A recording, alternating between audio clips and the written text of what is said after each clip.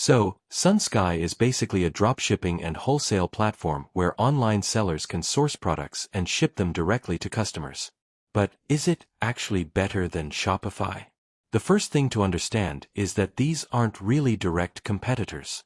Sunsky is mainly focused on product sourcing and fulfillment, while Shopify is a platform for building and running your online store. Sunsky can be useful if you want access to a large product catalog and don't want to hold inventory yourself. But you'll still need somewhere to actually build and manage your store, which is where Shopify can come in. Shopify, on the other hand, gives you the storefront, payment tools, apps, order management, and branding options. The downside is that you'll have ongoing platform costs, and you'll still need to find reliable suppliers. So, which is better? If you're comparing sourcing, Sunsky can be useful. If you're looking for a complete e-commerce platform, Shopify is the more relevant option.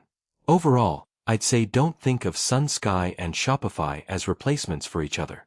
In some cases, you could actually use a sourcing platform alongside Shopify rather than choosing one over the other. Thanks for watching. Don't forget to like and subscribe for more videos.